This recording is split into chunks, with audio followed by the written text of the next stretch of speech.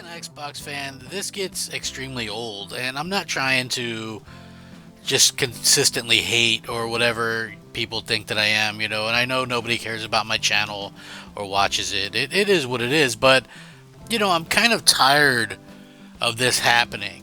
I'm an Xbox fan. Xbox used to be such a great platform for third party games, and now it's like they don't get third party games. Instead of getting third party games, we get sort of forgotten about.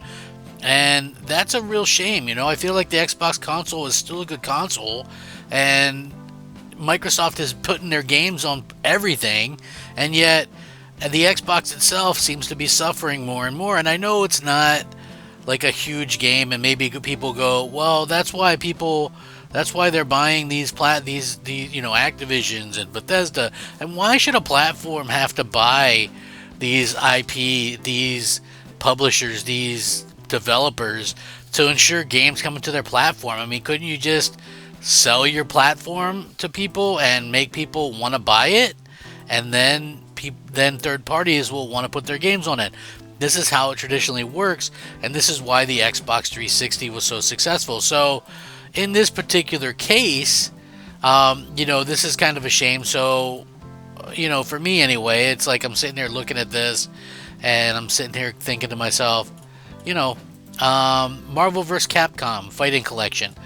I know a ton of people that love this franchise. I love this franchise, right? This is what I'm talking about. So, the collection has 7 classic fighting games. Now, it's coming to everything but Xbox. So it was announced during the Nintendo Direct presentation that the title will include 7 classic games launching later this year. X-Men Children of the Atom, Marvel Superheroes, X-Men vs. Street Fighter, Marvel Superheroes vs. Street Fighters, Marvel vs. Capcom, Clash of Superheroes, Marvel vs. Capcom New Age of Heroes, and The Punisher. So, yeah, very interesting to see that happen. They did confirm that the game will be released this year for Switch, Steam, and actually PS4, so you'll be able to play it through backwards compatibility. The collection will be available digitally for Nintendo and PC, and both digitally and physically on PS4. Capcom said Marvel vs. Capcom Fighting Collection Arcade Classics features a bunch of different things. You can play online. It's got a new net code. You can get high score leaders. There's a spectator mode. There's additional features as well. It sounds really, really cool, and it's something that would be up my alley for sure.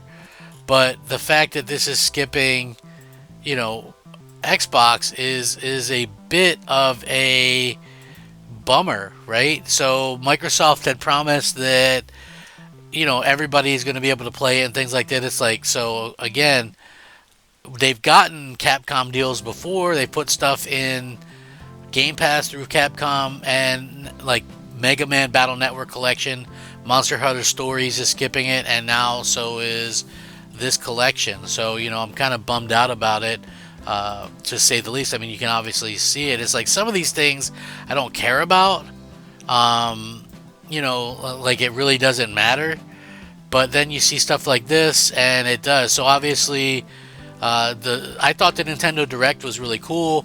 It was an awesome event. It included a lot of exciting Xbox announcements after the fact. But again, it's just disappointing that games are skipping Xbox. Stuff that's coming to PlayStation, stuff that's coming to Switch, stuff that's coming to PC. There's no sign of anything of this game coming to Xbox, which is a real shame. There was some stuff like Romance and Saga 2 Revenge of 7, which is coming to Switch, PS4, PS5, and Steam. It's similar to a situation as Koei Tecmo's Fairy Tail 2, which is, again, skipping Xbox. It's obviously wasn't all bad news. Square Enix announced Fantasia and Neo Dimension at November release date, and Dragon Quest III HD 2D on Xbox, and Capcom revealed the Ace Attorney Investigation Collection. But again, like, how do you miss out on Capcom? how do you miss out on this? On this fighting collection, right? Like, this is, some of these games have been on Xbox before, right? And now it's like, we're missing out on this, and it's just a shame because Microsoft has said repeatedly that Xbox will be the place to play the biggest games and et cetera, and you don't have to worry about that. And it's like, this is the thing that I think I worry about the most when it comes to Xbox losing all their exclusives. It makes the console much less viable, and so you really kind of find yourself in a spot like this where we could see developers skip Xbox. Now, this is also where it comes in, a situation where if they do decide to put like PC stores on Xbox next generation or whatever, this could also hamper us getting actual Xbox versions of games, and we could be stuck playing, maybe unoptimized versions and things like that. Again, that would be an extreme shame because you're skipping Xbox, and a lot of people, what's to stop other developers from going, oh well, we're not going to worry about optimizing an Xbox version, they can just buy the Steam version or whatever. That's like counterproductive in my opinion. If I wanted to buy and play Steam, I would buy and play Steam. I don't want to do that. I buy and play games on my Xbox, right? So I have zero interest in playing these games that way. So it is a real shame that this is happening, and especially with the situation that's going on right now, where you have Microsoft making a lot of promises and there's a lot of kind of influx announcements and things like that. I just really hate to see this happen, and I would rather see Microsoft, get some kind of changes, step it up. I just honestly just feel like a punch in the gut every time something like this happens, and it can get worse, and it's a huge fear going forward. Game skipping Xbox, right?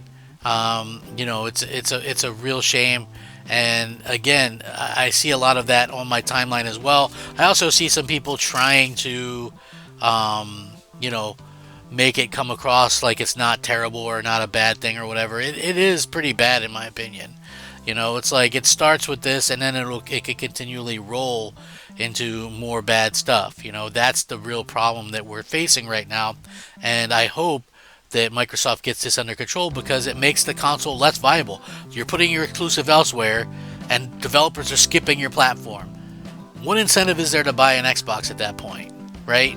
Like it's just really a shame, and I maybe you guys can speak up too. I don't know. But let me know what you guys think. I appreciate it. Thanks for watching. I'll link this in the description. Check it out. How do you feel about this kind of stuff? Thanks for watching.